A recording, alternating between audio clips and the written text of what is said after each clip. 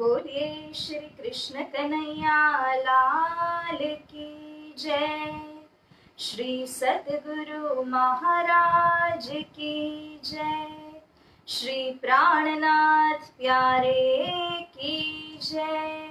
समस्त सुंदर साथ की जय। बोल बोल पंजे वाले की जय। आज पिएंगे हम तो जी भर के, श्याम मस्ती का प्याला पिला दे। आज पिएंगे हम तो जी भर के, श्याम मस्ती का प्याला पिला दे। उम्र भर नाचू बन के दीवानी, श्याम ऐसी खुमारी चढ़ा दे। उम्र भर नाचू बन के दीवानी, श्याम ऐसी खुमारी चढ़ा दे। आज पिएंगे हम तो जी भर के, श्याम मस्ती का प्याला पिला दे। तेरी हर एक अदा क्या अदा है, बाकी चितवन पे दुनिया फिदा है।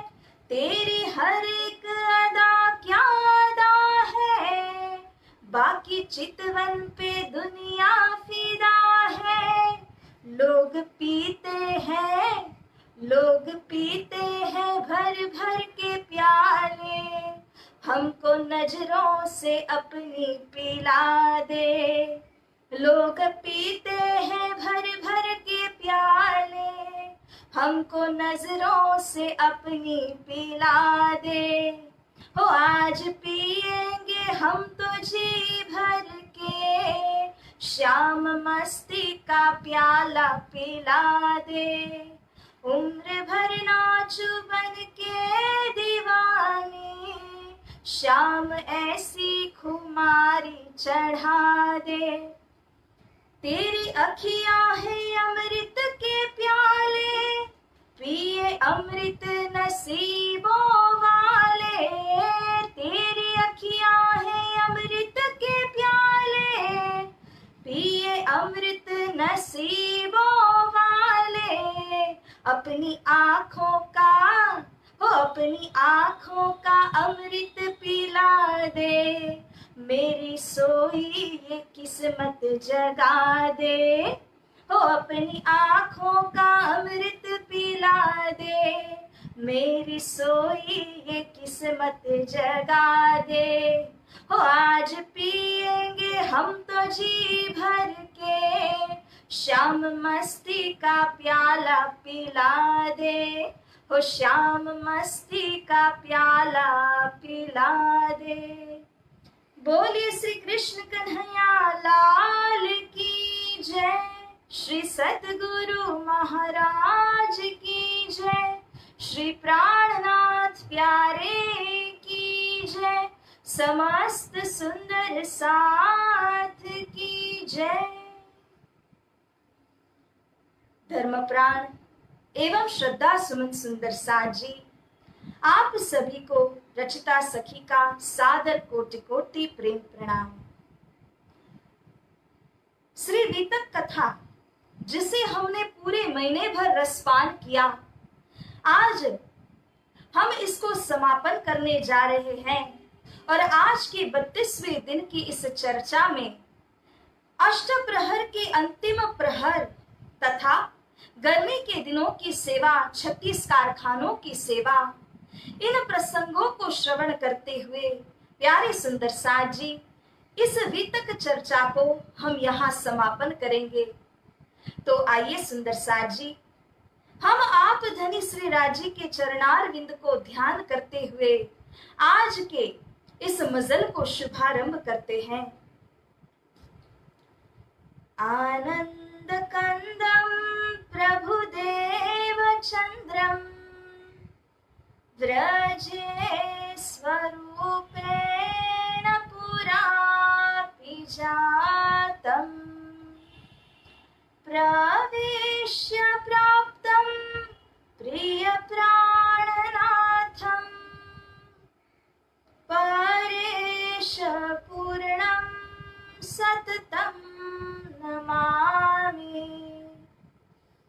ब्रह्म प्रिया जागरणाय जात सर्वस्वपाता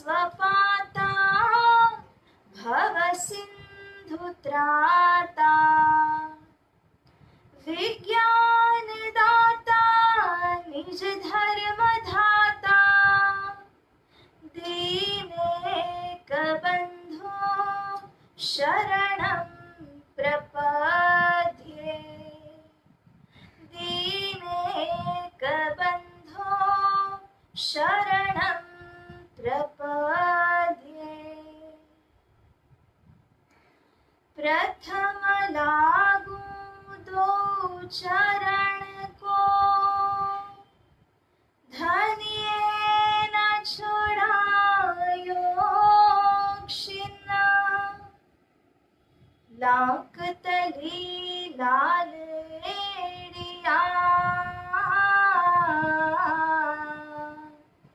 मेरे जीव के एहि जीवना मेरे जीव के एहि जीवना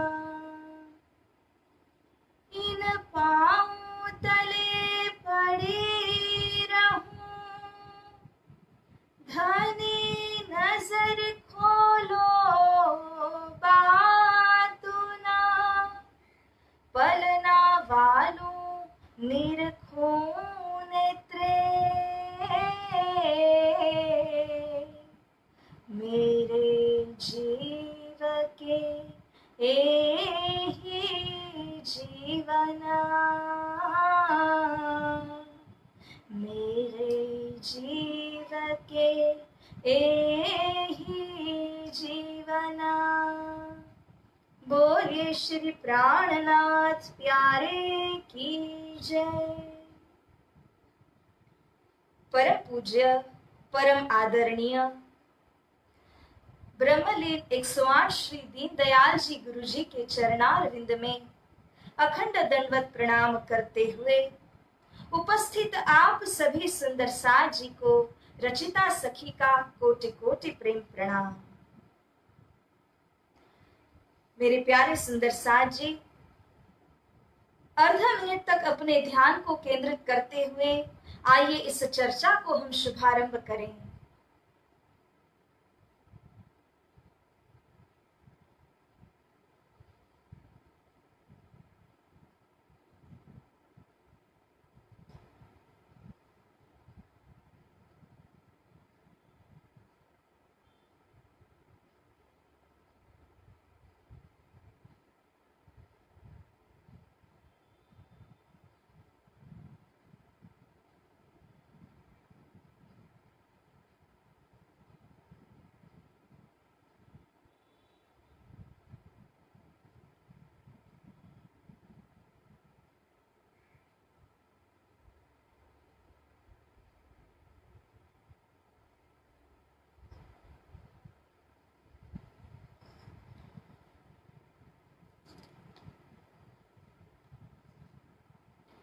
बोलिए श्री प्राणनाथ प्यारे की जय। श्री महामति कहे ए मोमिनो ए सातवें पहर की विगत अब कहो पहर आठवां ताकि सुनो सिफत ताकि सुनो सिफत। बोलिए श्री प्राणनाथ प्यारे की जय। अष्टम प्रहर की सेवा अब कहूं पहर आठवां श्री राज पौड़े पलंग पर बानी धाम धनिया की गर्जत सब ऊपर। तो प्यारे सुंदर साज जी अष्ट प्रहर की इस सेवा का वर्णन यहाँ स्वामी श्री लालदास जी महाराज जी करते हैं और यहाँ 7 प्रहर तक का वर्णन हम आपने श्रवण कर लिया। अब जो अष्टम और अंतिम प्रहर प्रातः 3 बजे से लेकर के 6 बजे तक यह ब्रह्म मुहूर्त भी कहा जाता है, जिसके अंदर में यहाँ जो भी प्रसंग होते हैं और जिस प्रकार की सेवाएं की जाती है, इनके विषय में यहाँ पर स्वामी श्री लालदास जी महाराज वर्णन करते हैं। तो यहाँ श्री राजी महाराज श्री प्राणनाथ जी अपने पलंग के ऊपर में शयन करते हुए, आंख मिली या ना मिली, परंतु इस प्रकार से कान दे करके जो श्रीमुख वाणी गान होता है मोमिनों के द्वारा, उसको निरंतर रूप से श्री राजी भी श्रवण कर रहे हैं। और यहाँ पन्ना जी की इस दिव्य भूमि के अंदर में श्री राजी की यह अद्वैत वाणी सबके सिर के ऊपर में गर्जना करती है। बारी वाले गावत फिरती चौकी पर। तो यहाँ जो बारी वाले हैं, जिन जिन की बारी आ पहुंची है, वे अपनी बारी में आकर के गाने की सेवा को संभालते हैं। बानी धाम धनिया की करे 14 तब कहैयात, पहचान भई न काहू को रूह पिए हयाती हो जात। धाम धनी की यह प्रसन्न चित्त कर देने वाली जो वाणी है, इस वाणी को हयाती आब भी कहा है, अर्थात ज्ञान रूपी जल भी कहा है। जब सिकंदर बादशाह आए थे भारत देश के अंदर, उन्होंने किसी साधु से पूछा था कि मुझे हयाती आब कहाँ मिलेगा, क्योंकि हयाती आब ऐसा अमृत है कि जिस अमृत को रसपान कर लेने से कभी भी इंसान मरेगा नहीं, अखंड हो जाएगा। तो इसी हयाती आब को ढूंढते हुए सिकंदर बादशाह आ पहुंचे थे भारत देश में, और तब उन साधु ने उनको जवाब दिया। परंतु यहाँ जो हयाती आब का वर्णन हो रहा है, ये हयाती आब धनी जी की श्रीमुख वाणी को कहा है, क्योंकि इस हयाती आब को जो रसपान कर लेते हैं, उनको श्री परम धाम के अंदर अखंडत्व प्राप्त होता है। 8 बहिष्टों के अंदर उनको अखंडता की प्राप्ति होती है। तो यह रूह के लिए हयाती आब कहा गया है, अखंड करने वाला ज्ञान रूपी जल इसको कहते हैं। तो इसी प्रकार की वाणी जो धाम धनी की वाणी है, उसकी गर्जना यहाँ पन्ना जी की भूमि में हो रही है, और सारी रूहें इस रस को सदैव पान करते हैं। इस सुनने की ताकत त्रिगुण को ना होया, और नाम किनके लेऊं इनके उपरांत सोया। तो स्वामी श्री लालदास जी महाराज जी कहते हैं, इस वाणी को श्रवण करने की जो शक्ति है, वह मोमिनों के सिवा अन्य में नहीं। यहाँ तक कि त्रिदेव भी इस वाणी के विषय, इसकी सिफत के विषय में श्रवण नहीं कर सकते हैं। अब जब उनके ही नाम यहाँ पर गिना दिए जाएं, तो उनके बाद जो जितने महापुरुष ऋषि महर्षि आदि हुए हैं, उन एक एक जन को नाम लेकर के कहाँ तक गिनती कराई जा सकती है। तो इस प्रकार से यहाँ श्री लालदास जी महाराज इस वाणी के सिफत को, महत्व को बताते हैं। सो रस सागर रेलत कोई ना धरत कान, एक संयो की रूह पीवत और काहू न पहचान। बोलिए श्री प्राणनाथ प्यारे की जय। यही रस का सागर है, जो रस का सागर श्री प्राणनाथ जी के मुखारविंद से संयों के कानों के ऊपर पड़ता है, और संयों की जो रूह है वह इस रस को पान करती है, और कोई इस रस को आस्वादन नहीं कर पाते हैं, क्योंकि बिना पहचान किए, बिना धनी से संबंध जोड़े इस रस को भला कौन पान कर सकते हैं।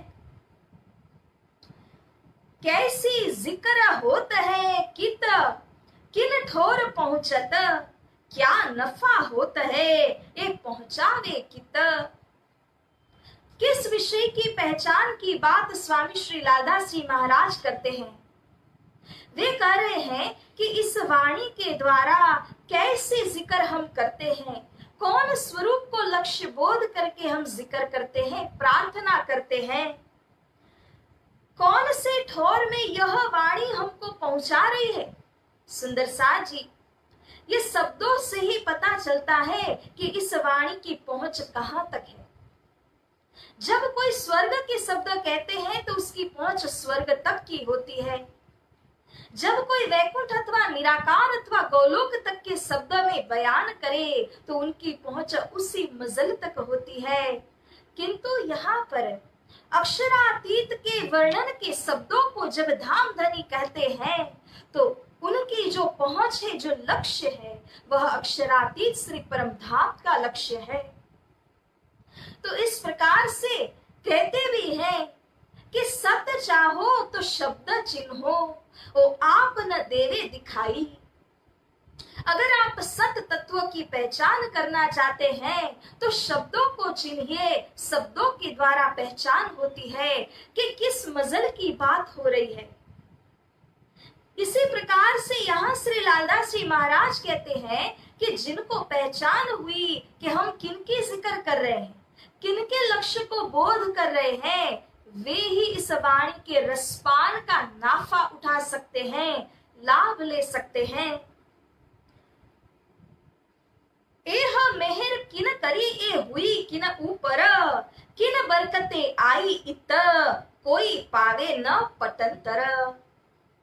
अगर हम महज अपने बाह्य कानों से सुनते हैं और दिल के कानों से श्रवण नहीं करते इस वाणी को, तब हमें पटंतर यानी कि तफावत की पहचान नहीं होती। इन वाणी के बीच में और अन्य शब्दों के बीच में क्या अंतर है, क्या फर्क है, इसके विषय हमें पहचान हो नहीं पाती। किंतु जो अपने दिल के कानों से श्रवण करते हैं उन्हें ही पता लगता है कि ये मेहर धाम धनी किन के ऊपर करते हैं, किस प्रकार से धनी जी मेहर कर रहे हैं।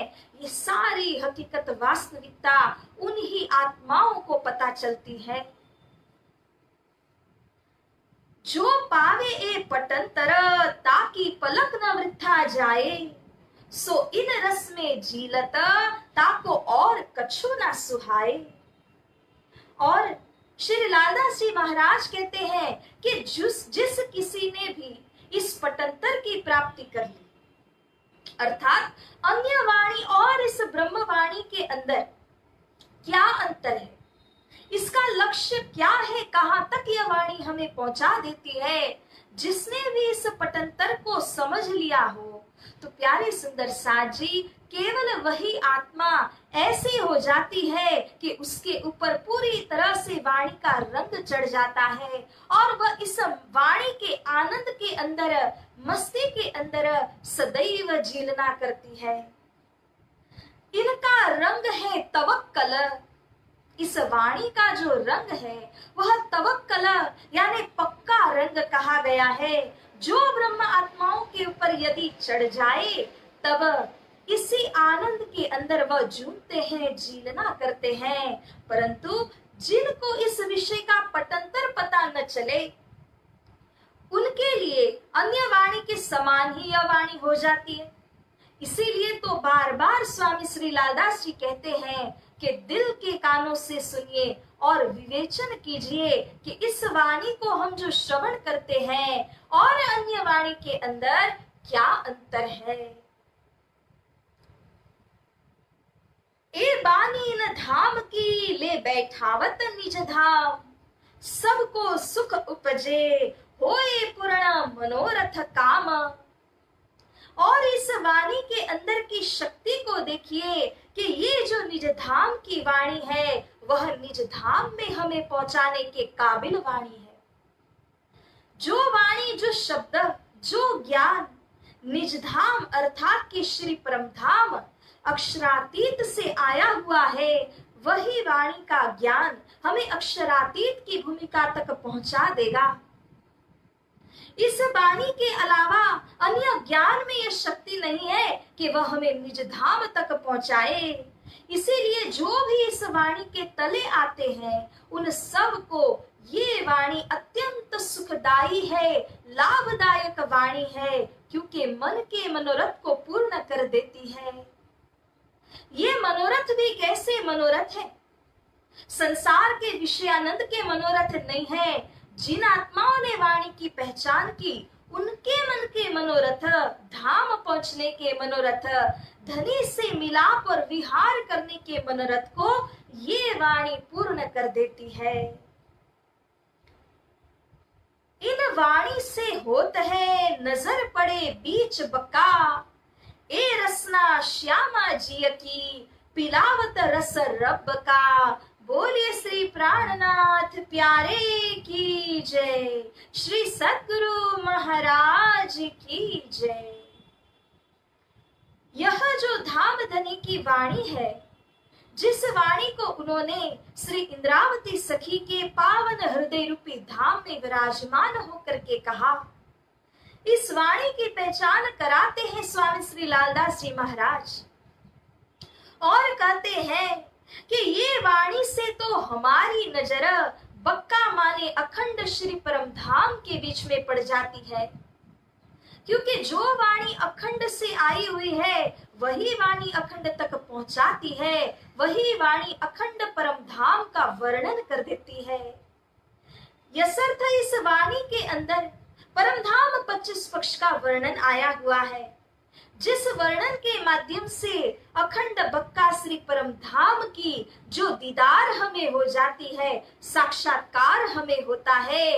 और भला ऐसा क्यों ना हो? ये वाणी किनकी रचना है, किनकी जुबान है? लालदास जी महाराज कहते हैं कि स्वयं श्री श्यामा महारानी, जो श्री राजी महाराज के अर्धांग है, आनंद अंश है, उनकी आह्लादिनी शक्ति रूपा है, ऐसे श्री श्यामा जी की जुबान के द्वारा प्रकटी हुई यह वाणी आनंद ही आनंद को हमारे अंदर संचारित कर देती है। और रब का अर्थात के परमात्मा का, पूर्ण ब्रह्म का जो प्रेम रस है, उस प्रेम रस को हमारे हृदय के अंदर उतार देती है। जो जो आत्माएं इस वाणी के द्वारा पर ब्रह्म के उस ब्रह्मानंद रसपान को करते हैं, उनके हृदय हमेशा इस वाणी के द्वारा प्रसन्न रहते हैं, क्योंकि ऐसी ही आत्माओं के लिए कहा गया है जल कमलवत, कि जो संसार के अंदर में रहते हुए भी अपने ध्यान को, अपने सुरता को इस वाणी के द्वारा मूल मिलावा के अंदर जो केंद्रित करती है, ऐसे ही ब्रह्म आत्माएं रब के रस का पान करती है। तो इस प्रकार से इसी वाणी के द्वारा हम उस ब्रह्मानंद रस को पान करते हैं। प्यारे सुंदर सार जी, जो अक्षर को सुध नहीं सो त्रिगुण पास क्यों होया, सो सब इन वाणी से सुपने नजर पहुंची सोया। और कितने आश्चर्य की बात है यह।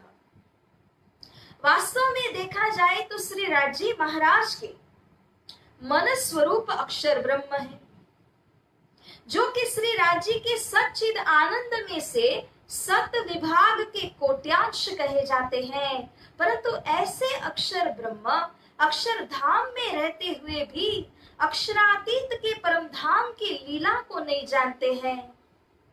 इसीलिए कहा भी है कि अक्षरातीत के महल में प्रेम ईशक वर्तत, सो सुध अक्षर को नहीं जो किनविद केल करत। अक्षरातीत पर ब्रह्म के धाम में किस प्रकार की लीला होती है, सखियां कैसे धनी से घुलमिल होकर के लीला करती हैं, इस विषय की जानकारी तो अक्षर ब्रह्म को तक नहीं है। परंतु यही आश्चर्य की बात है कि श्री राजी महाराज की मेहर और कृपा के माध्यम से जब तारतम ज्ञान यहाँ पर अवतरित हुआ, तो अक्षर ब्रह्म ने रचे हुए संसार के तमाम जीव सृष्टि के बीच में इस ज्ञान का फैलाव अब होने लगा। जो जो भी जागृत होकर के तारतम ज्ञान के तले आते हैं, उन आत्माओं को परम धाम की गलियां और मेहराबों के विषय 25 पक्ष के विषय की तमाम जानकारी हो जाती है। वे तो उन 25 पक्ष को जानने लगे, ब्रह्म लीला की पहचान उनको होने लगी। तो इस प्रकार से वाणी के माध्यम से सबके ऊपर धनी श्री राजी महाराज जी कृपा करते हैं। जहां जबराइल रैया चल सकिया न आगे, इन वाणी की बरकतें जमुना सातों घाट पहुंचे। जबराइल जो कि जोश शक्ति को कहा गया है, यह जबराइल जब आता है और मोहम्मद उसके ऊपर सवार होकर के यहाँ लोक परलोक को पार करते हुए जाते हैं, श्री यमुना जी के वार अक्षरधाम की सीमा तक ही वह जबराइल पहुंचा पाता है। उसके आगे जब मोहम्मद ने उसको आगे बढ़ने का आदेश दिया, तब जबराइल आगे बढ़ नहीं सका। परंतु यह वही कहते हैं कि इन वाणी की बरकतें अब इस वाणी की ताकत शक्ति के द्वारा, प्रभाव के द्वारा क्या हो रहा है, जमुना सातों घाट पहुंचे। इसी वाणी के माध्यम से श्री जमुना जी का समस्त वर्णन, सातों घाट का समस्त वर्णन, 25 पक्षों का वर्णन इसी वाणी की बरकत से हमें प्राप्त होता है। जहां जबराइल स्वयं नहीं पहुंच पाया, वहां पर यहीं से हम इस वाणी की बरकत के द्वारा पहुंचते हैं और हमारे मन को, चित्त को वहां पहुंचा करके चितवनी करते हैं। इन वाणी के सुनते आप होत हरियात, देखे बैठे मायावी ने ठौर बक्का हक जात। पुनः इसी वाणी की शक्ति के द्वारा क्या होता है, आप होत हयात, अखंड हो जाते हैं। क्योंकि अब यहाँ जब तक इस शरीर और संसार के बीच में हम हैं, तब तक भी अखंड परम धाम के सुखों को जान करके वहीं पर हम भ्रमण कर सकते हैं। और इतना ही नहीं, जब इस शरीर को परित्याग किया, सुरता को हमने श्री निज धाम में केंद्रित किया, तो यहाँ से उठेंगे कहाँ पर, उसी परम धाम की लीला को स्मरण किया हो तो वही धाम की लीला में हम उठेंगे। तो इस प्रकार से रूहें जो इस रस का पान करती है, वे हयात हो जाती है, अखंड हो जाती है। अपने अपने अंकुर अनुसार ही क्यों न हो, जीव सृष्टि को 8 में से कोई भी प्रकार के मुक्ति स्थानों की प्राप्ति होगी। और इतना ही नहीं, जो ईश्वरी सृष्टि है वे अक्षरधाम में उठेंगे। वह अक्षरधाम भी अखंड है और जो रूहें हैं वे तो अपने अखंड अक्षरातीत धाम में श्री राजी महाराज के चरणों तले ही उठेंगे। तो इस प्रकार से ये जो वाणी है वो हमें हयाती कर देती है, अखंड कर देती है। देखे बैठे मायावी ने, अब इस माया के बीच में जो भूलन की भूमिका है, विस्मृति की भूमिका है, ऐसी भूम के बीच में बैठे बैठे हक बका को, अखंड परम धाम को और हक जात यानी कि ब्रह्म सृष्टि की जमात को हम यही से जानने लग जाते हैं। तो इससे बड़ा और क्या यह वाणी के द्वारा हमें प्राप्त होगा। इस माया के बीच में बैठे हुए भी अखंड परम धाम के विषय की जानकारी हो जाती है। इन वाणी के सुनते खुलत भिस्त के द्वार, आप देखे औरो दिखावही, पहुंचे नूर द्वार पार। बोलिए श्री प्राणनाथ प्यारे की जय। इसी वाणी को जब कोई श्रवण करते हैं तो आत्मा के अंदर जो अमृतमय रसपान हो जाता है। इसी अमृत रसपान को प्रेम कहा है और इसी विशुद्ध प्रेम के द्वारा अखंड भिस्तों के द्वार, मुक्ति स्थानों के द्वार हमारे लिए खुल जाते हैं। तो इसीलिए यहाँ पर श्री प्राणनाथ जी कहते हैं कि मेरे मीठे बोले साथ जी, हुआ तुम्हारा काम, प्रेम में मगन होइयो, खुलिया दरवाजा धाम। मेरे इन मीठे मधुर वाणी के वचनों के द्वारा हे सुंदर साथ जी, आपके लिए वह निज धाम का दरवाजा खुल जाता है, वह मुक्ति स्थानों का दरवाजा खुल जाता है, क्योंकि इसी वाणी के द्वारा हमारी आत्म का कल्याण होता है। आप देखें और दिखावही, और ये शक्ति भी आती है कि जिसने वाणी के माध्यम से स्वयं श्री निज धाम को साक्षात्कार कर लिया, वे स्वयं तो देखते ही देखते हैं और अन्य को भी साक्षात्कार इसी वाणी से कराते हैं, क्योंकि वाणी के अंदर उनको इतना ईमान जागृत हो चुका है कि इसी ईमान के आधार पर वे अन्य को भी जागृत करते हैं। और इस प्रकार से नूर यानी अक्षर ब्रह्म के द्वार के भी परे पहुंच जाते हैं। नूर परे नूर तजल्ला, अक्षर परे अक्षरातीत परम धाम में ऐसी आत्माएं इस वाणी के द्वारा पहुंचते हैं। इन वाणी की बरकते कछु ना रहवे शक, रूहे राजी रहे रात दिन, जाए बैठे कदमों हक। हमें इस वाणी के द्वारा अंतिम फल यही तो प्राप्त करना है कि श्री राजी महाराज के हक के चरणों तले विराजमान होना है, उनके छत्र छाया को हमने प्राप्त करना है। तो इस वाणी के द्वारा कोई शंका उपशंका नहीं रहती। यदि हम इस वाणी को मनन चिंतन करके अपने तमाम शंकाओं का निवारण करते हैं, तो इसी वाणी के अंदर यह शक्ति है कि यह हमें निशंक कर देती है।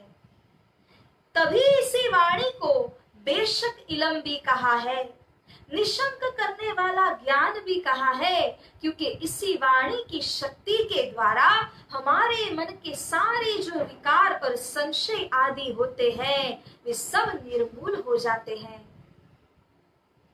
रूहे राजी रहे रात दिन, जो रूहे इस रस को पीती ही रहती है, संजमे संजमे पिलाए श्री राजी उनको घुटानु घुट करके इसका स्वाद दिलाते रहते हैं।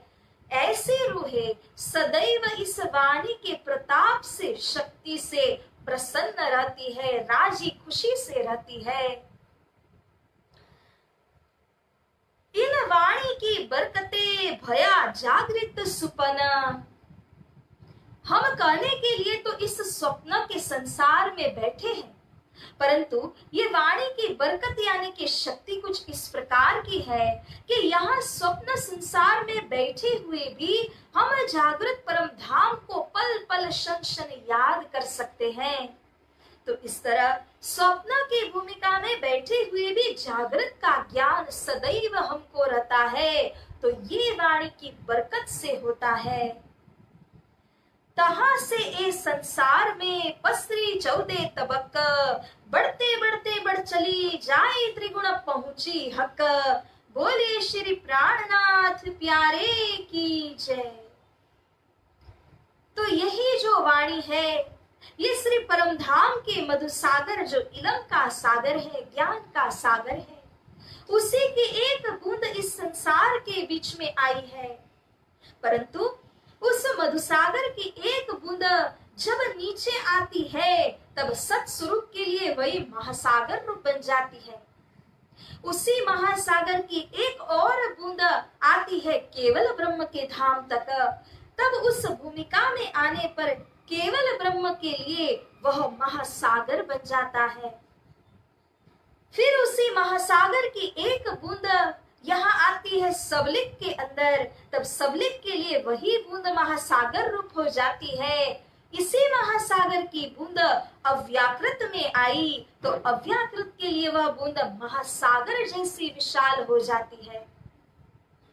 इसी अव्याकृत से इसी बूंद का जब प्रतिबिंब संसार के अंदर पड़ा और यहाँ पर सच्चिदानंद सुख का विभाजन कैसे होने लगा, जब इस नारायणी सृष्टि के अंदर वही बूंद आई उल्टे प्रतिबिंब के रूप में, तो यहाँ पर भी जो सुख और आनंद की अनुभूति हम करते हैं, जो हर कोई आत्मा कर रही है, हर कोई व्यक्ति जो करते हैं, परंतु हमारे सुख के आगे अगर हम अव्याकृत के सुख का विचार करें और अव्याकृत के आगे सबलिक के सुख, सबलिक के आगे केवल और केवल के आगे सत्स्वरूप के सुख का अगर विचार करें, सतस्वरूप के आगे अक्षरधाम के सुख और अक्षरधाम के सुख के भी आगे अक्षरातीत परम धाम के सुख का अगर हम विचार करते हैं तो सुंदर साथ जी, ये कितने गुना सुख श्री परम धाम के अंदर हमें प्राप्त है।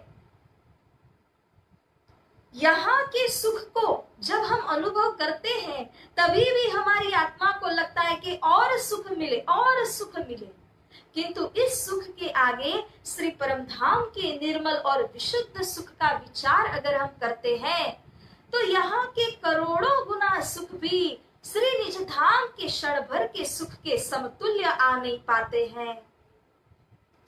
धाम की तो क्या बात करें, श्रीमुखवाणी में श्री प्राणनाथ जी आम खलक बहिष्ठ का वर्णन करते हुए कहते हैं, आठों भिस्तों में जो नीचे से जाते हुए अव्वल क्रम की बहिष्ठ है, उसके लिए श्री जी कहते हैं, कई कोट राज वैकुंठ के न आवे इत के क्षीण समान। वैकुंठ के अंदर करोड़ों करोड़ों वर्षों के सुख और आम खलक बहिष्ठ के अंदर एक क्षण भर के सुख की भी तुलना नहीं की जा सकती है। तो यहाँ संसार के बीच के सुख और श्री निज धाम के सुखों की समतुलना हम कैसे कर पाएंगे। किंतु प्यारे सुंदर साथ जी, इसी परम धाम के महासागर में से एक है मधु सागर। वही की बूंद तारतम ज्ञान होकर के जब इस संसार के बीच में आई तो यही है श्री तारतम वाणी, और इसी तारतम वाणी के आधार पर हम श्री परम धाम की इन तमाम सामग्रियों को, लीला को, श्री राज्य के श्रृंगार आदि को समझ पाते हैं। तहां से इस संसार में पसरे 14 तबक। तो इस तरह श्री निज धाम की वह सुख, वह वाणी यहाँ संसार में आई 14 लोक में पसरती जा रही है। जब मूल रूप से पसरी तो 313 ब्रह्म आत्माओं ने इसको स्वाद लिया, फिर उनसे और आगे बढ़ चली तो इसी तारतम वाणी का सुख जीव और ईश्वरी सृष्टियां भी लेने लगे। जब श्री प्राणनाथ जी धर्म पर्यटन में आगे बढ़ चलते हैं तो देश विदेश के अंदर कई श्रद्धालु आत्माओं ने इस वाणी के द्वारा निज धाम के सुखों को याद किया और अनुभव भी किया। अब धीरे धीरे जैसे यह वाणी को प्रचार प्रसार 14 लोक के बीच में होता है, वैसे वैसे प्यारे सुंदर साथ जी इसी वाणी को त्रिदेव तक भी पहुंचाना है, क्योंकि अंतिम में त्रिगुण को उतारे पार सदगुरु स्वरूप की यह वाणी है जो त्रिगुण को भी पार पहुंचाने वाली है। तो इस प्रकार से क्रमशः करते जाएं तो सभी जीव सृष्टि 14 लोक के अंदर इस वाणी को संचार होना है, और फिर त्रिगुण को भी यह वाणी पार पहुंचाने वाली वाणी है।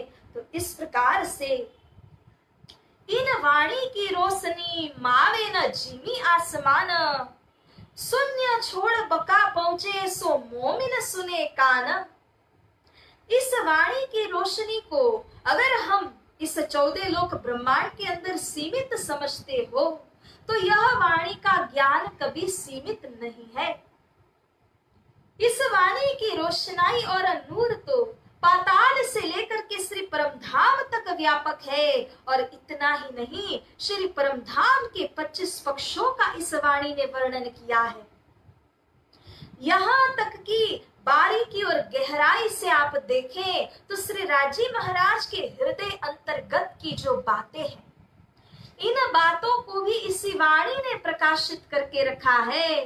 तभी तो मार्फती दर्जा के जो श्रृंगार, सिंधी आदि जो ग्रंथ है, खिलवत आदि जो ग्रंथ है, उनके अंदर में श्री राजी महाराज के हृदय की बातों को भी वाणी ने प्रकाशित किया है।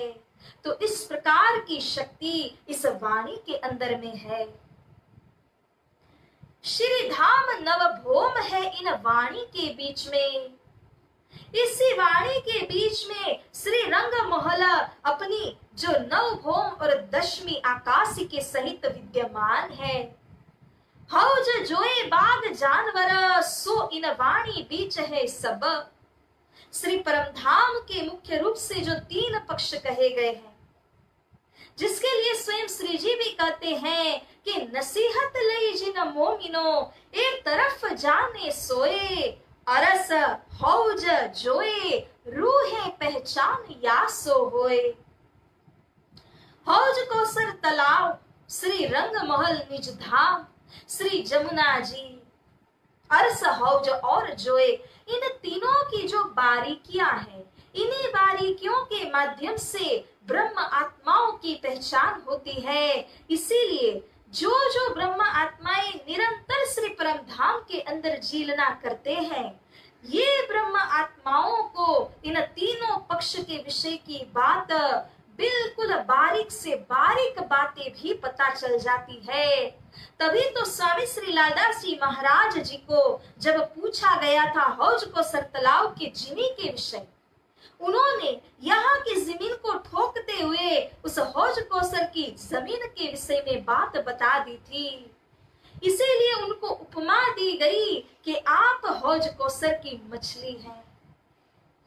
तो इतने गहराई में ब्रह्म आत्मा इस वाणी को लेकर के जाते हैं। जितना भी निज धाम का वर्णन है वो सब इसी वाणी के द्वारा हमें पता चलता है, इसी वाणी से जानते हैं।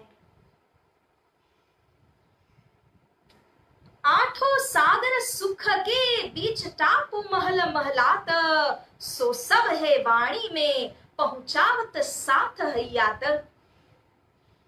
बड़ी रांग, दुर्ग किला और उसके अंदर 8 सागर 8 दिशाओं में आए हुए हैं। ये 8 सागर के रंग और उनकी चेतनता, उनकी नरमाई, उनके गुण, इन सब के विषय का जो तमाम ज्ञान है वो सब कुछ इसी वाणी के बीच से हमें पता चलता है। बिना वाणी के हम उन 8 सागरों का परिचय पा नहीं सकते हैं। औलिया लिल्ला कामिला दोस्त कहे खुदाए, सोई न वाणी बीच में रहे हमेशा इब्तदाए। धनी श्री राजी महाराज के दोस्त के रूप में औलिया लीला इस प्रकार की पदवी ब्रह्म आत्माओं को दी गई है। और ये जो ब्रह्म आत्माएं हैं जो इब्तदाए मूल यानी श्री परम धाम के अंदर में विराजमान है, वे ही इस वाणी के माध्यम से श्री परम धाम के 25 पक्षों के अंदर विहार करते हैं। इन वाणी की बरकते सब दफे होत बलाए, सदा शैतान कापत मिने पैठ न सके ताए। बोलिए श्री प्राणनाथ प्यारे की जय। इसी वाणी की बरकत शक्ति के द्वारा जो यहाँ पर ब्रह्म आत्माएं इस वाणी को हृदय के अंदर में धारण करती है, उनके दिल के अंदर, उनके मन के अंदर शैतान प्रवेश कर नहीं पाता।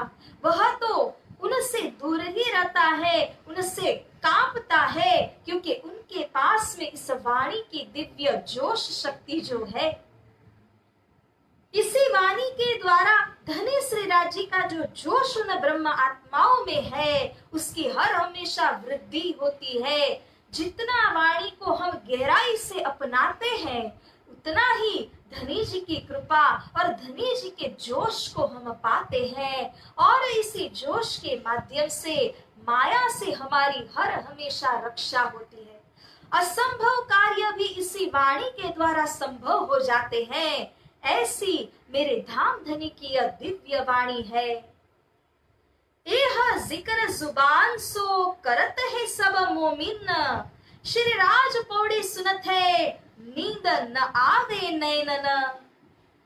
ये सारी जिक्र इस वाणी के विषय मोमिन कर रहे हैं और इसको श्रवण करते हैं श्री प्राणनाथ जी, क्योंकि आंखों में नींद नहीं आती। श्री राजी ने, श्री प्राणनाथ जी ने इस निंद्रा को वशीभूत किया हुआ है।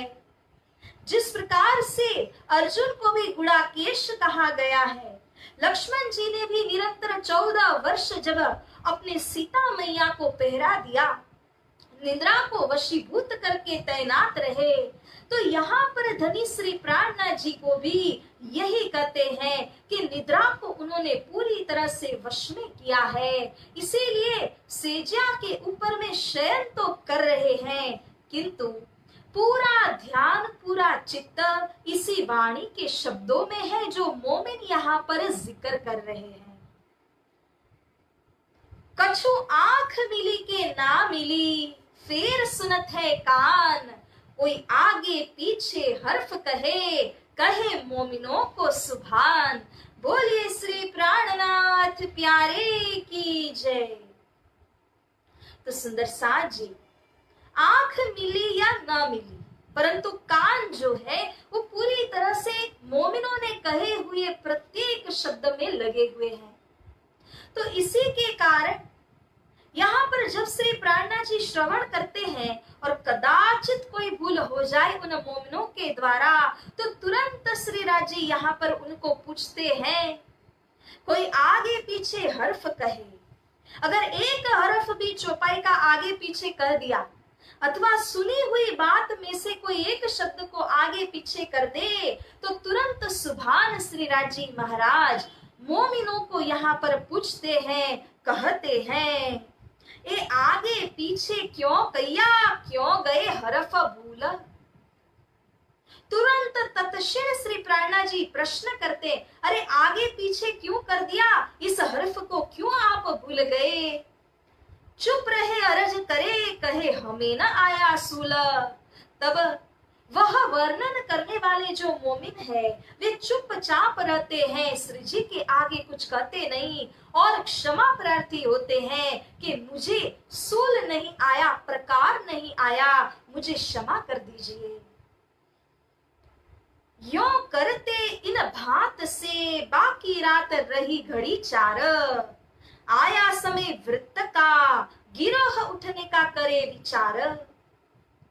ये निज धाम की जो चितवनी काका की कोठरी के आगे प्रारंभ हुई थी, अब इसको समाप्त करने का समय हुआ, क्योंकि अब 4 घड़ी रात्रि की बाकी है और 4:30 बज रहे हैं। तो इस प्रकार से यहाँ अब कुछ और सुंदर साथ जमा होकर के श्री परम धाम की वृत्त वर्णन को यहाँ पर सुनाएंगे। स्वरूप मुरलीधर कह के करे साथ को प्रणाम, साथ सब कोई उठे अपनी देह क्रिया के काम। तो मुरलीधर भाई जिन्होंने नैन से नैन मिला करके श्री प्राणनाथ जी की चर्चा का रसपान किया था, वे यहाँ पर स्वरूप का वर्णन करते हुए जयकारा लगा करके उठ जाते हैं और तब उनके साथ में जो श्रवण करने वाले थे वे सब कोई भी उठते हैं, अपने अपने देह क्रियाओं में लागू हो जाते हैं। कोई नींद करत है, कोई सुनने चाहे वृत्त, उठे लाल दास कहने को होए बैठे जागृत।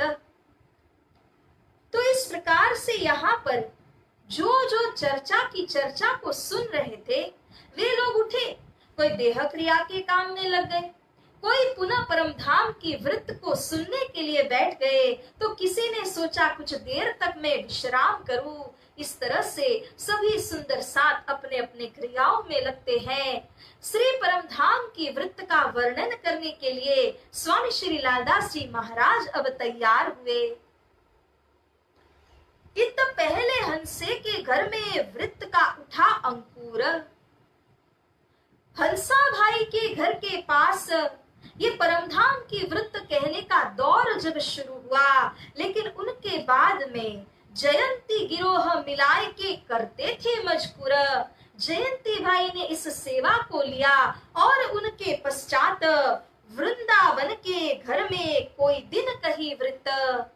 वृंदावन भाई के घर में भी इसी वृत्त का वर्णन कोई दिन कहा जाता है।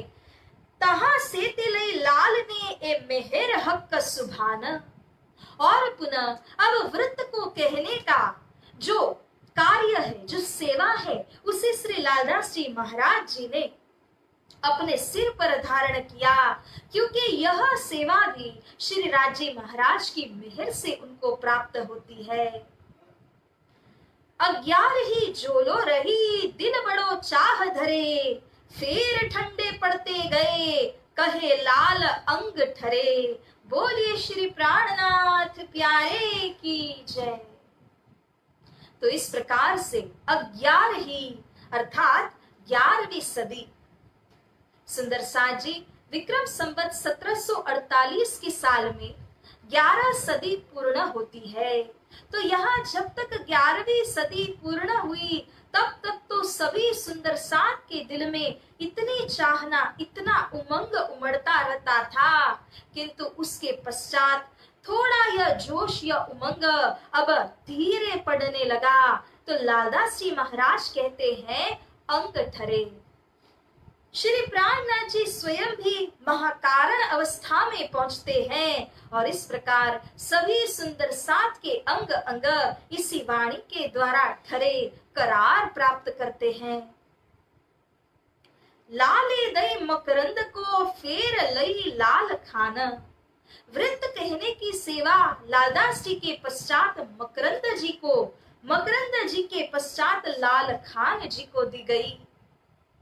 बहुत खुशाल होत है सुन धाम वृत्त प्रात, उठ बैठे से जा पर कानों सुने विख्यात। अब जैसे ही प्रात का समय होने लगा तब श्री प्राणनाथ जी इस वृत्त को सुनते सुनते, परम धाम के 25 पक्ष को विहार सुनते सुनते अपने सेजा के ऊपर विराजमान हो गए हैं। तो इस तरह से श्री प्राणनाथ जी अब वृत्त को सुनते जा रहे हैं प्रसन्न चित्त से। पीवत कावा मंगाए के वृत्त सुनत जात है कान। कान अपना ही काम करते हैं और श्री प्राणनाथ जी ने अब यहाँ कावा मंगाया, इसको अब पान करते हैं। आवे माऊ जी इन समय निष्ठा लेकर दिल। वृत्त कहने वाले ढिग बैठत अंग दाबे हिल मिल। माऊ जी भाई यहाँ पर आते हैं, जो सुंदर साथ वृत्त कहने को बैठे हैं उनके साथ में हिलमिल होकर के बैठ करके माऊ जी उनको अंग अंग दबा देने की सेवा करते हैं। इस प्रकार से वृत्त कहने वाले जो कोई सुंदर साथ हो उनकी सेवा माऊ जी भाई करते हैं। धाम के गिर्द कह के फिर अंदर बैठे इत, चारों चौक उलंग के पहुंचे 5वें चौक जित। वृत्त कहने की पद्धति इस प्रकार की होती है कि सर्वप्रथम श्री निजधाम को एक परिक्रमा लगाते हैं, बट पीपल की चौकी से होते हुए पश्चिम दिशा फूलनूर बाग, फिर वहां से घूम करके उत्तर दिशा में ताड़वन और लाल चबूतरा को वर्णन करते हुए पुनः पूर्व दिशा में आते हैं और इस पूर्व दिशा में आकर के 7 घाट का वर्णन करते हैं। पुनः इससे आगे अब चांदनी चौक से अंदर प्रवेश हो करके प्रथम भूमिका में धाम दरवाजे के अंदर जा करके 4 चौरस हवेलियों का वर्णन करते हुए 5वां चौक गोलाकार की हवेली, जहां पर सखियों और युगल स्वरूप की बैठक बैठी हुई है, इसको वर्णन करके सुनाते हैं और इस प्रकार से या मूल मिलावा का स्मरण होता है। 7 गिरदवाए घेर के बैठे चबूतरे भर, जिस चबूतरे के ऊपर में किनार पर देखिए तो 64 थंब विद्यमान है और यहाँ पर चबूतरे में भर करके 3 डोरियों में श्याम, श्वेत और हरी डोरी के बीच में तामसी सखियां, राजसी सखियां और स्वादसी सखियां बैठी हुई है। मध्य की जो जरद रंग की डोरी है उसके बीच में श्री युगल स्वरूप का सिंहासन सुंदर शोभा ले रहा है। इस प्रकार मूल मिलावा का समस्त वर्णन यहाँ पर सुनाते हैं और इस तरह से करते हुए प्रथम से दूसरी, दूसरी से तीसरी, ऐसे करते करते प्रत्येक भूम का वर्णन सुनाते हैं और जब 9वीं भूम में आते हैं तो 9वीं भूम जो दूरदर्शिका कही गई है, जहां से प्रत्येक दिशा में देखने से उसी दिशा में जो जो पक्ष आए, जो बाग बगीचे इत्यादि नजर में आते हैं, इन सब का वर्णन श्री राजी स्व मुखारविंद से करके सखियों को आनंद देते हैं। तो इस प्रकार से नवमी भूमिका में जब आ जाते हैं तो वहां से अगर दक्षिण दिशा की तरफ देखा तो बट पीपल चौकी बैठी माणिक और पुखराज, या बीच धाम तालाब यहाँ खेले सैया संगराज। ये सारे खेलने के ठौर है ब्रह्म आत्माओं के। श्री राजी महाराज के सहित सैया इनमें खेलती है। जब कभी दक्षिण दिशा का वर्णन किया जाता है तब बट पीपल की चौकी, हौज कौसर तालाब, 24 हांस का महल, फिर मानिक पहाड़, इस प्रकार से क्रमशः श्री राजी वर्णन करते हैं दक्षिण दिशा का। और जो यदि अब यहाँ कभी विराजमान हो गए उत्तर दिशा की तरफ तो यहाँ से पुखराज पहाड़ के 1000 भौम की ऊंचाई का वर्णन करते हैं। उसके भी ऊपर 1000 भौम तक जो आकाशी महल उठे हुए हैं उनका वर्णन भी करके सुनाते हैं। तो इस प्रकार जिस किसी दिशा में श्री राजी बैठे उसी दिशा का वर्णन करते हैं। फिर अलंग वर्णन करे 4 हार 16 दरबार, 8 सागर टापू बीच में खेले परवरदिगार, बोले श्री प्राणनाथ प्यारे की जय। तो एक अलंग वर्णन करते हैं। अलंग यानी कि विशाल दिखने वाली जो छोटी रांग कही गई है, जो 4 हार हवेली के नाम से प्रसिद्ध है। 16 दरबार उसमें बनते हैं। 4 की 4 हार 16 हवेलियां बनती है, जिनको घेर करके 8 सागर और 8 सागरों के मध्यस्थ 8 टापू भी बने हैं। टापुओं के ऊपर महल भी आए हुए हैं। इस प्रकार की समग्र शोभा का वर्णन श्री राजी स्वमुख से सुनाते हैं। फिर नवमी भूम से जाए पहुंचे दशमी आकाश। नवमी भूम से जो जो वर्णन करना है उसके पश्चात दशमी आकाशी को वर्णन करते हैं। 7 घाट फेर के 2 पुलों ऊपर जमुना। अब पुनः जब श्री निजधाम का वर्णन कर दिया कि तब पुनः नीचे आते हैं प्रत्येक भूम से, और धाम दरवाजा जो प्रथम भूम में है वहां से निकल करके चांदनी चौक का पुनः वर्णन होता है। अब यहाँ से जो 2 मंदिर की चौड़ाई का रास्ता आया है उस रास्ते से होते हुए पूर्व दिशा में जो अमृत घाट और जो अन्य 7 घाट कहे हैं उनका अवलोकन करते हुए श्री जमुना जी की तरफ बढ़ चलते हैं। और यहाँ श्री जमुना जी के ऊपर 2 हीरे के बने हुए पुल महलों का वर्णन, पाट घाट का सुंदर वर्णन, श्री जमुना जल का अति पावन वर्णन मोमिन वृत्त के अंदर सुनाते हैं। गिरद तालाब टापू वर्णन, वन चौफेर गिरदवाए, अन्न वन लगता आगे दुबवन, सब जरद रंग सुहाए। वर्णन करते समय अब जो मोमिन है वे यहाँ से श्री जमुना जी को कब से कहां से प्रकट हुई मूल कुंड से वहां से लेकर के श्री जमुना जी जब तक हौजकोसर तालाब में सम्मिलित होती है, ये क्रमशः वर्णन को सुनाते हैं। 90 देहुरियों का वर्णन आता है और फिर ढपी खुली यमुना जी को वर्णन करते हुए जब हौजकोसर के अंदर श्री जमुना जी जा मिली तब 16 देहुरियों के घाट के नीचे से होती हुई कैसे हौजकोसर तालाब में मिलती है। पुनः हौजकोसर तालाब की जो शोभा है 128 बड़ी देहुरियां आई हुई है, छोटी देहुरियों की संख्या 124 आई है। मध्य में देखे तो जल और जल के मध्य में देखे टापू, टापू के मध्य में महल सुशोभ्यमान है। क्रमश ये सारा वर्णन यहाँ श्री परम धाम का मोमिन करते हैं। पुनः हौजकोसर तालाब से पश्चिम दिशा की तरफ जाइए तो बड़ा सा मैदान यहाँ पर पश्चिम की चौगान के रूप में आया है। अन्न वन दूब दुलीचा इन सब की शोभा को अवलोकन करते हैं। फिर लाल चबूतरे आए चारों वन पुखराज, हजार गुर्ज गिरदवाए चारों दरवाजे खेले श्रीराज। अब पुनः यहाँ से उत्तर दिशा की तरफ पुखराज की ओर आते हैं। श्री पुखराज पहाड़ जो 1000 भोम का ऊंचा 1000 हाथ से आई हुई है। समस्त पुखराज एक ही पुखराज नग से बना हुआ पीले वर्ण का है। दो दिशा में उत्तर और पश्चिम में तो घाटियां सुंदर सीढ़ियां शोभा ले रही है। पूर्व दिशा की तरफ बंगला विद्यमान है और दक्षिण दिशा में कहे तो महावन, उसके पश्चात मधुवन और उसके पश्चात बड़ावन आए हुए हैं। इस प्रकार की सुंदर शोभा पुखराज पहाड़ की है।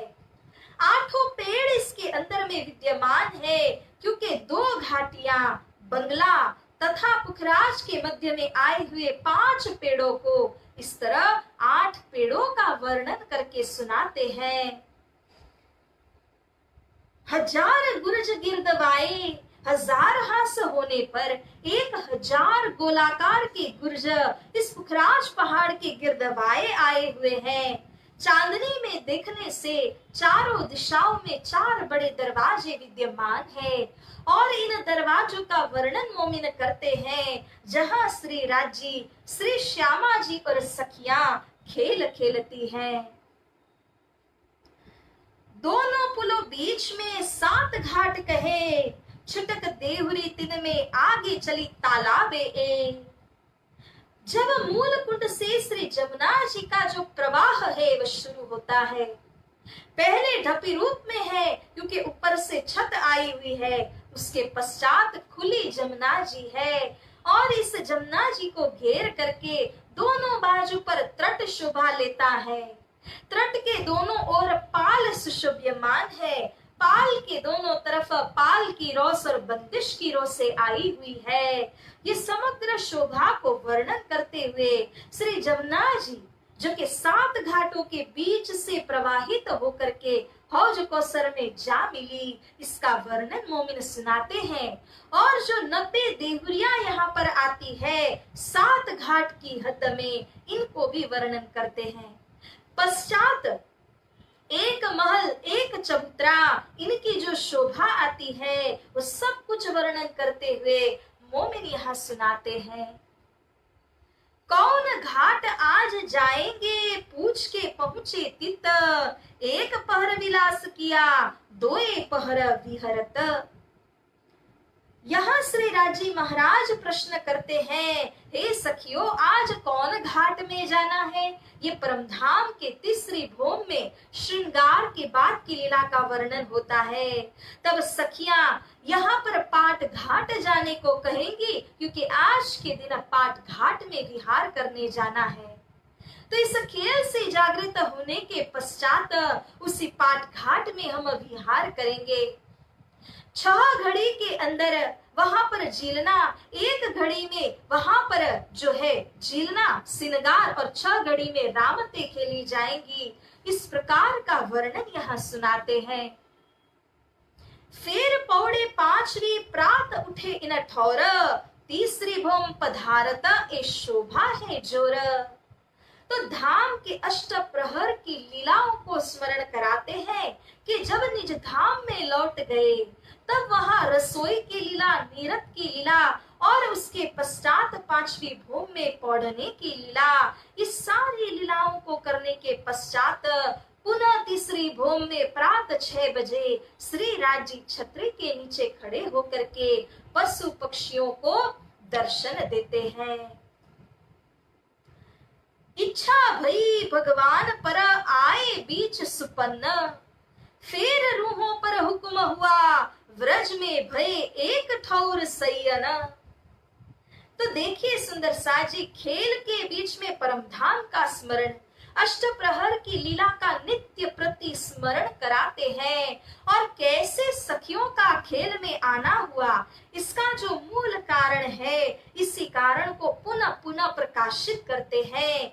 किस प्रकार से सर्वप्रथम बार सखियां जो है वो व्रज मंडल में उतरी, वहां पर एक ही साथ में उतर करके लीला उन्होंने की।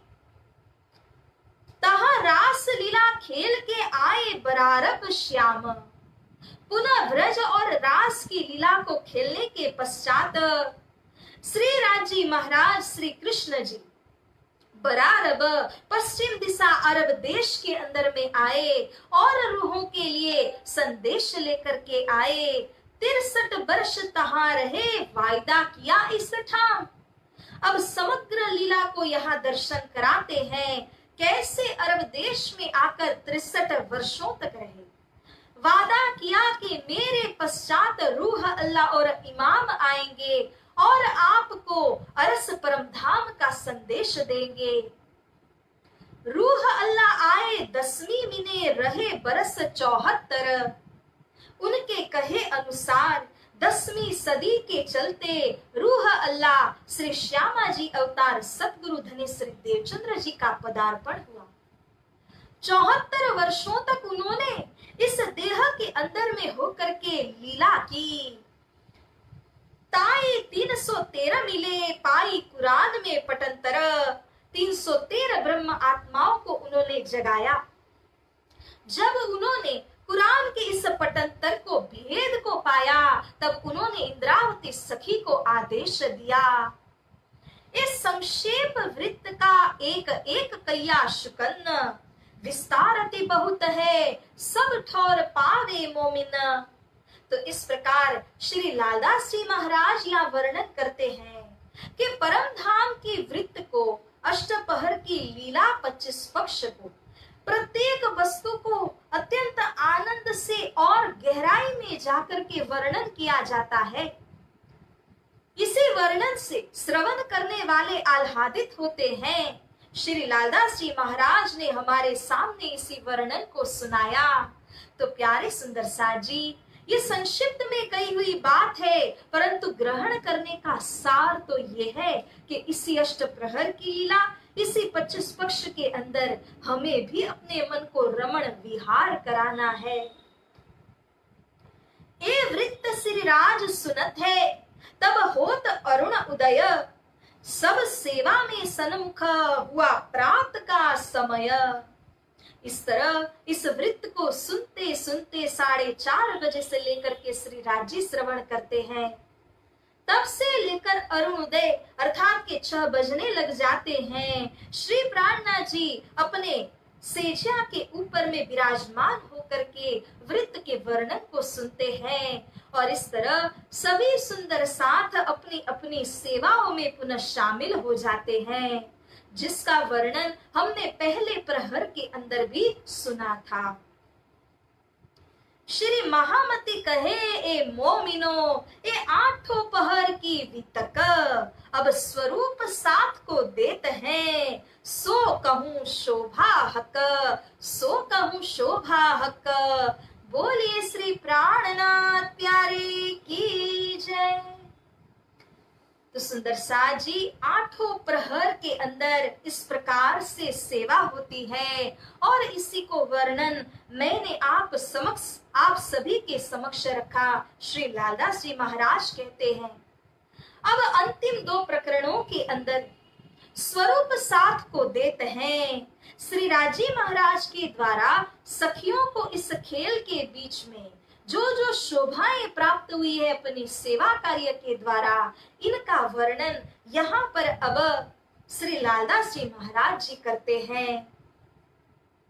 36 कारखानों की सेवा, दिन 8 पहर की कही वृत्त जो ये, नित्य कारखाने सेवही, कहूं साथी सब सेवा की। यहाँ इतनी भव्य जमात जमा हुई है श्री पन्ना जी के अंदर कि उन सब को कई प्रकार की सेवाओं की आवश्यकता है और मोमिन जो है वो एक दूसरे की सेवा करते हैं। तो इस प्रकार से यहाँ पर विभिन्न कारखाने यानी कि अलग अलग डिपार्टमेंट बना करके सेवाओं को विभक्त किया गया है।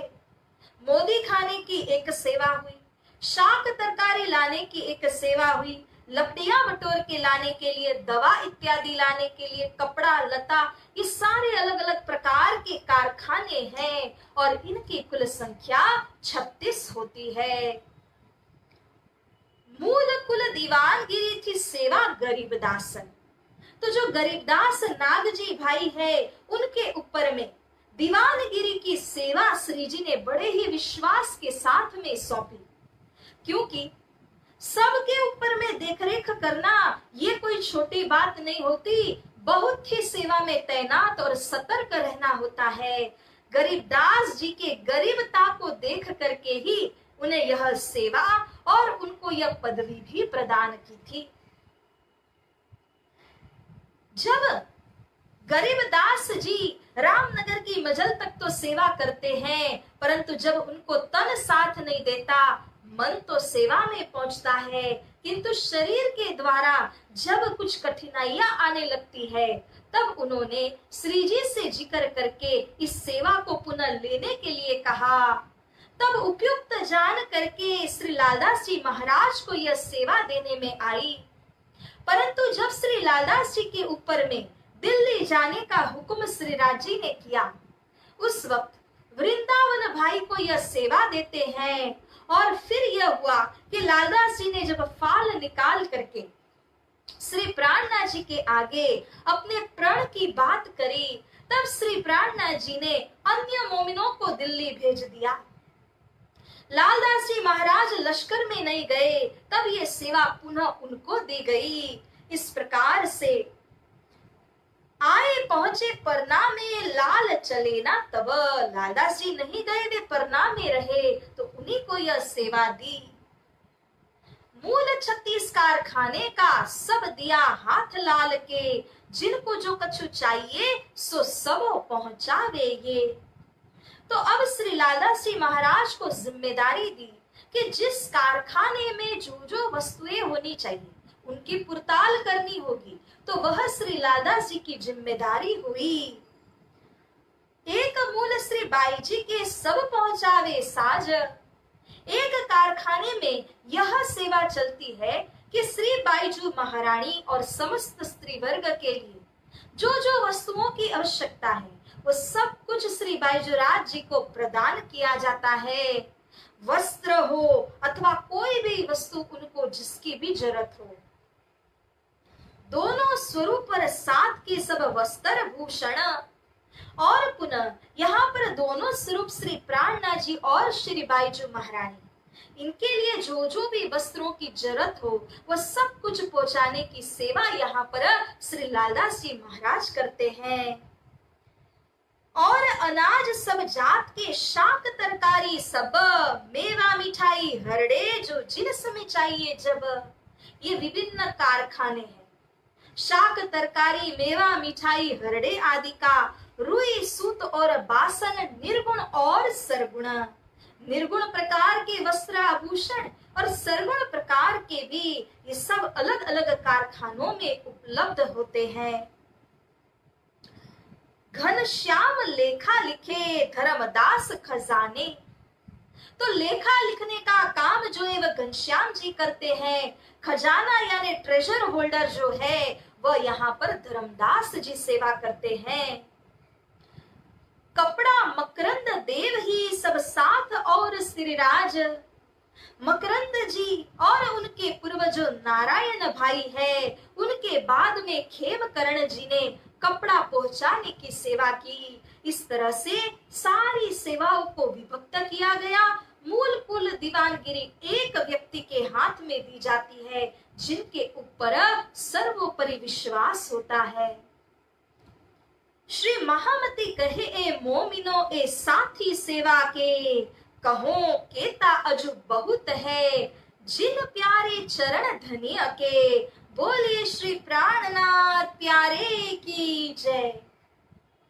श्री लालदास जी महाराज कहते हैं, ये तो मैंने स्वाभाविक रूप से एक सूक्ष्म दिग्दर्शन करा दिया, परंतु ऐसे कईयों साथी है जो पल पल श्री राज जी को प्रसन्न कर रहे हैं अपनी सेवा के द्वारा। तो ये जो साथी है वे क्यों ऐसा करते हैं? क्योंकि धाम धनी के चरण कमल उनको अति प्यारे हैं। उनके चरणों को पाने की चाहना से ही वे इस तरह से सेवा कार्य में सदैव लगे रहते हैं। अब सुंदर साथ जी जो अंतिम प्रकरण के अंदर में चर्चा की गई है जिसको कहते हैं गर्मी के दिनों की सेवा।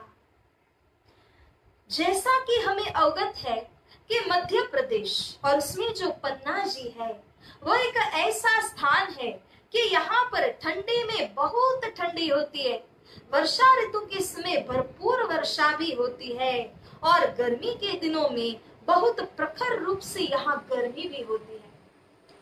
ठंडे की ऋतु में गर्मी करना सरल है, परंतु गर्मी की ऋतु में ऐसी जैसी ठंडक कर देना ये काम बहुत ही महत्व का और मुश्किल काम है। इस सेवा को विशेषता दे करके लालदास जी महाराज यहाँ इसको वर्णन करते हैं, इसीलिए गर्मी के दिनों की सेवा का वर्णन यहाँ किया गया है।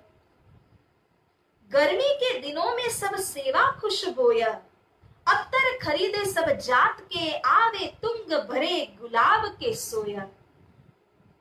तो यहाँ ठंडक करने के लिए, खुशबोई को यहाँ पर फैलाने की जो सेवा करने के लिए बाजार से गुलाब जल के शीशे भर करके आते हैं, कई प्रकार के अत्तर खरीदे जाते हैं। अगर चोवा खस खाना करे सेवा गंगाराम, तो यहाँ श्री जी के लिए खसखाना बनाने की सेवा करनी होती है। तो आगे होकर के गंगा राम जी इस सेवा को करते हैं, क्योंकि इस खसखाना को बनाने की सेवा विशेष सेवा है। खुशबोई खाना सब राखत है, जो सारे इत्र इत्यादि को खरीदे उसके द्वारा एक खुशबोई खाना बना दिया, वो सब कुछ भी गंगा राम भाई के पास में है। खस खाना बनावत टटिया अपने हाथ, छप्पर छाटे भली भांत सो छिटकत पानी साथ। यहाँ पर सर्वप्रथम जो बांस होता है उसके लकड़े को काट लाते हैं, छोटी छोटी कमचियां तैयार करते हैं, उसकी धार को बिल्कुल निर्मूल कर देते हैं। उसके ऊपर लाल रंग का जो खराव है, पेंट होता है, उसको लगाया जाता है। इस प्रकार से ऐसी ऐसी जो टटिया छोटी छोटी कपचियां बनाई हुई है, इन सब को जोड़ करके खस खाना बनाते हैं। श्री राजी की जो सेजा है, उस सेजा के चारों ओर इसको खड़ा करते हैं। तो इस प्रकार से दूर से आने वाला जो पवन होता है, वह इस खस खाने में से उसके जो छोटे छोटे वहां पर होल बने हुए होते हैं, छिद्र बने हुए होते हैं, उनमें से होकर के पवन अंदर श्री जी को लगता है। इसी खसखाने के ऊपर गुलाब जल को छिटका जाता है, इत्र को छिटका जाता है, जिसके द्वारा न केवल सुगंध प्रसरे बल्कि वहां पर अत्यंत हवा का भी संचालन हो, तो सुगंधदायी हवा पहुंचे। फतेह ममद आवत खड़ा करन खसखान, बंगले के बीच में सब सेवा करे समान। तो यहाँ पर आते हैं फतेह मोहम्मद और आकर के खसखाना खड़ा करने की विशिष्ट सेवा में हाथ बटाते हैं, क्योंकि सभी सुंदर साथ एक समान एक छत सेवा करते हैं। सूत्री डोरी ल्यावन को बूल चंद मोहन, इसी खसखाने में जो सूत्री डोरी से उसको बांधा जाएगा, तो उसको लाने की सेवा बूल चंद मोहन जी करते हैं। लाल खराऊ चाहिए ल्यावत है नारायण, इसके ऊपर जो लाल खराऊ को लगाना है तो नारायण जी लेकर के आते हैं। जल छिटकत सब बंगले उठाए सब बिछोने, इनायत खान भगवान गंगा राम सेवे इन समय। न केवल श्री प्राणनाथ जी के लिए गर्मी में ठंडी करने की सेवा करनी है, बल्कि पूरी जमात के लिए करनी है। इसी वास्ते बंगला जी में ये मोमिन लागू होकर के सेवा करते हैं और ये सारे बिछोनों को उठा देते हैं, और फिर यहाँ पर गंगा राम इनायत खान भगवान भाई इस सब कोई मिल करके इस जगह को खाली करते हैं। यहाँ पर झाड़ू लगाया जाता है, सर्वप्रथम सफाई होती है। नंद राम पखाले मंगावत आखर वल्लभ इत छिटकत, और फिर इसके अंदर जल को सिंचन किया जाता है। फिर उसके बाद में पंखा हाथ करके जमीन को सुखाया जाता है। बाऊ ढोले इत हजूरी खड़े रहे एक पाए। कई हजूरी सर्वप्रथम श्री जी जहां पर पौड़ते विश्राम करते हैं उस जगह में बाऊ डोलते पंखा हाँकने की सेवा करते हैं। एक पैर से इस सेवा में वे तैनात खड़े रहे। शंकर हाथ में रहत है हमेशा ही विजने। जब महाराजा आवत बाऊ ढोले इन समय।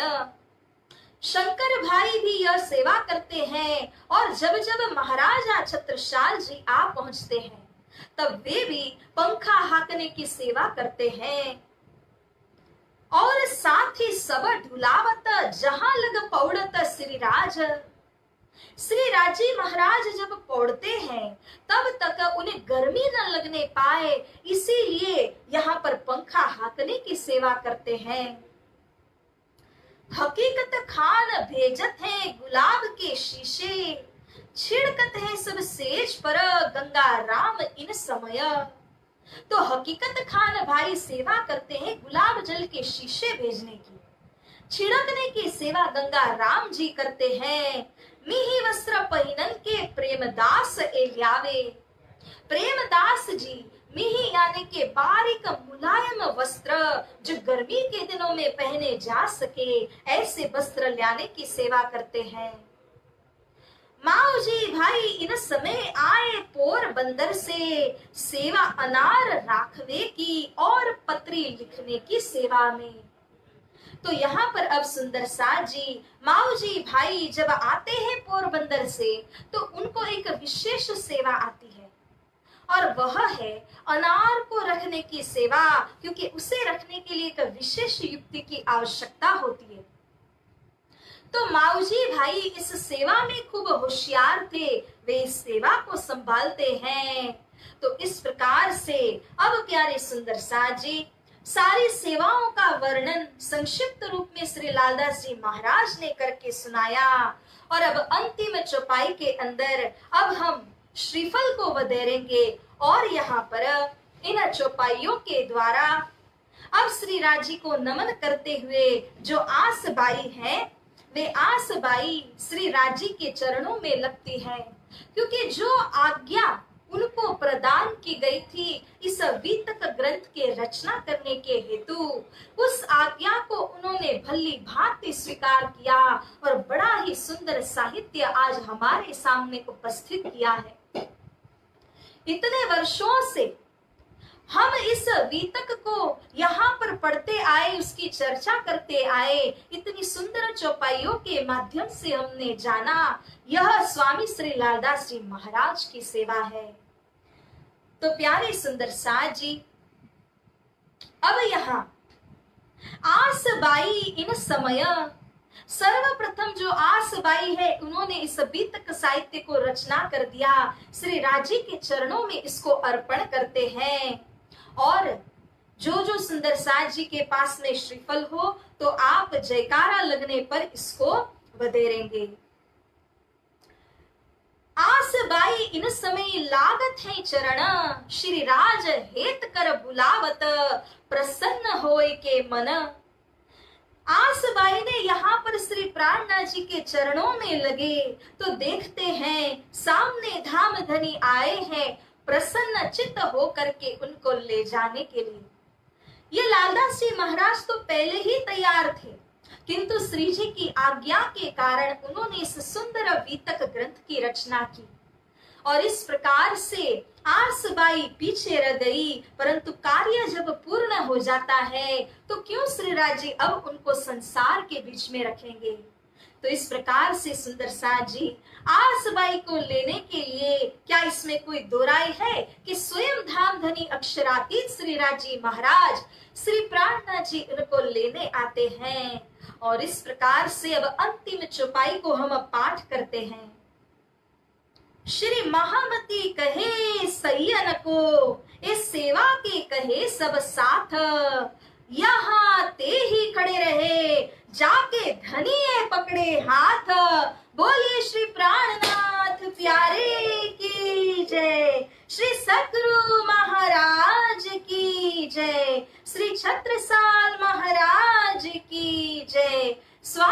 श्री लादास जी महाराज की जय।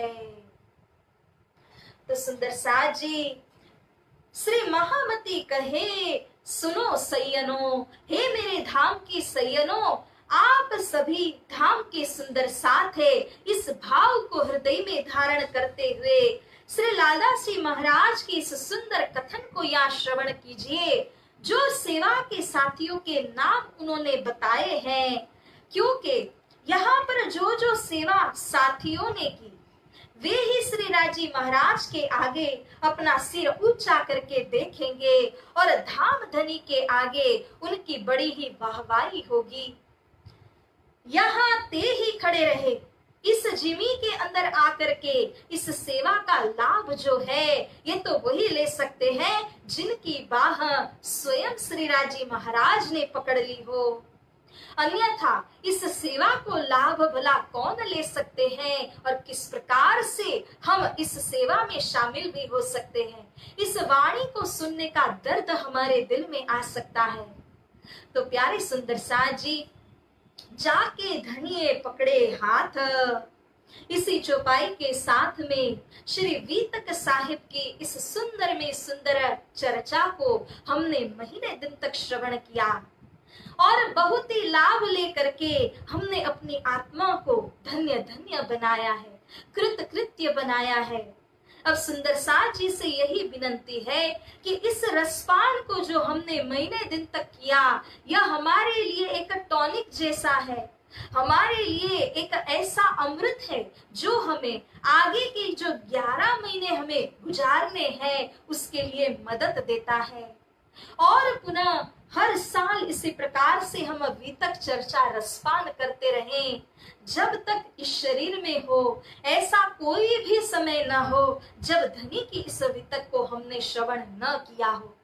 इसी प्रण के साथ में प्यारे सुंदर साज जी, इस साल के इस वीतक चर्चा को हम विराम देते हैं, किंतु यहाँ पर हमारी परम धाम की जो जर्नी है वह पूरी नहीं हुई है। इसके आगे तो हमें और बढ़ना है, या तो पहला ही स्टेशन आया है, तो इससे आगे हम बढ़े और हमेशा बढ़ चले। धाम धनी की इस वाणी को हमेशा हम हृदयंगम कर सके। इसीलिए 4:30 बजे के शुभ पावन अवसर में हम इसी वाणी चर्चा को करते रहें, रसपान होता रहे। इसी उद्देश्य से श्रीमुख वाणी की सुंदर चर्चा को हम कल से ही, आने वाले रोज से ही श्रवण करते ही रहेंगे। श्री कृष्ण जन्माष्टमी का पावन अवसर होने पर उनके लीला को श्रवण करेंगे और उसके पश्चात हर दिन अलग अलग वाणी के प्रकरणों के द्वारा आत्मा को कृत कृत्य करेंगे। मेरे प्यारे सुंदर साज जी, यह वीतक का महीना मानो ऐसे गुजरा जैसे पलक झपकने से एक क्षण व्यतीत हो जाता है। कहे तो शायद उससे भी यह समय और भी शीघ्रता से गुजरा है, किंतु हमारी आत्म ने इसके अंदर बहुत से अनुभवों को पाया है जिसके लिए हम धाम धनी के शुक्रगुजार हैं।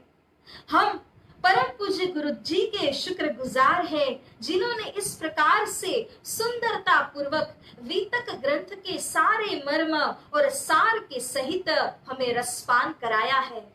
और इसी प्रकार से सुंदर साज जी, आप सभी के आगे करबद्ध होकर के मैं कोटि कोटि प्रणाम करती हूँ, क्योंकि जैसे कल ही हमने श्रवण किया कि मुरलीधर भाई जो है उनको जब श्री राजी बख्शिश करते हैं हार कलंकी इत्यादि, तब मुरलीधर भाई सभी सुंदर साथ को प्रसादी देते हैं, क्योंकि सुंदर साथ उपस्थित हो तभी ही चर्चा होगी।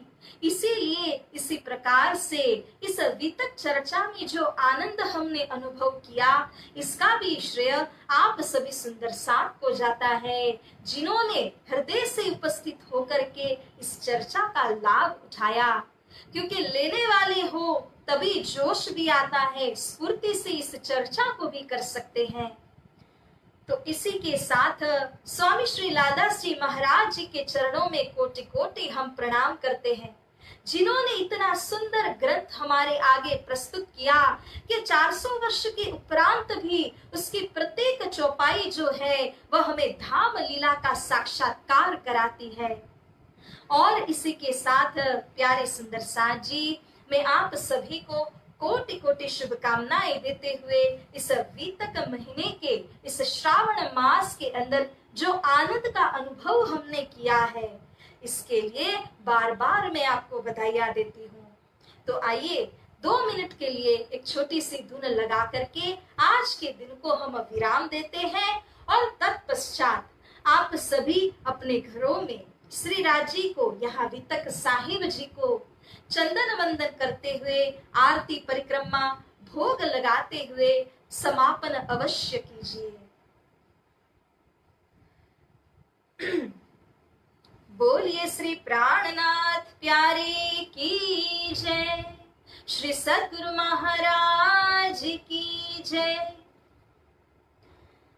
श्री राज जय राज जय जय राज, श्री राज जय राज जय जय राज, श्री राज जय राज जय जय राज, श्री राज जय राज जय जय राज, श्री राज जय राज जय जय राज, श्री राज जय राज जय जय राज।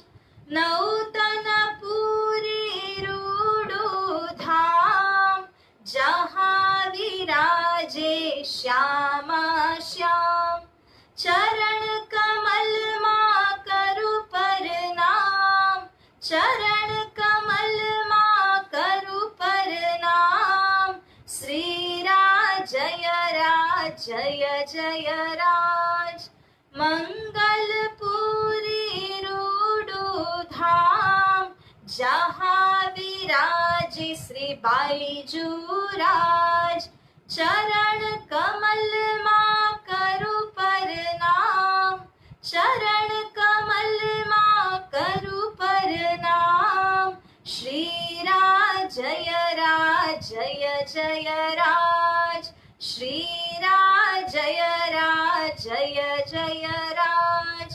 पद्मावती छे रूडू धाम, जहाँ विराजे श्री प्राणनाथ, चरण कमल मां करु प्रणाम, चरण कमल मां करु प्रणाम।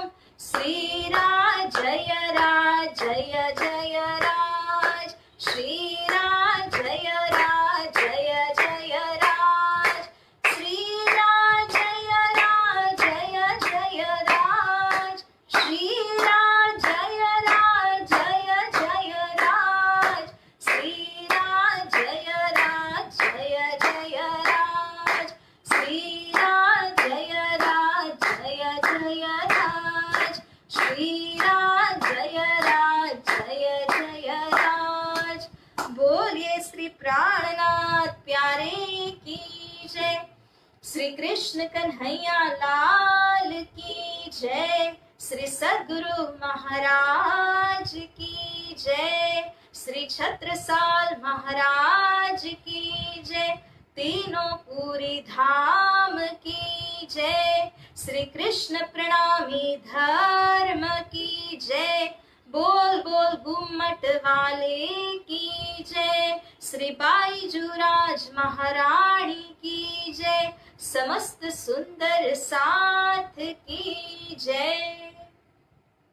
आप सभी सुंदर साथ जी को कोटि कोटि वेर अभिनंदन, आभार और प्रेम प्रणाम। तो सुंदर साथ जी, इसी के साथ आज के दिन के लिए यही विराम लेते हैं और वितक साहिब की जो पूर्णावती हम करते हैं, इसकी सुंदर झांकियां हम फेसबुक के ऊपर जरूर से प्रस्तुत करेंगे।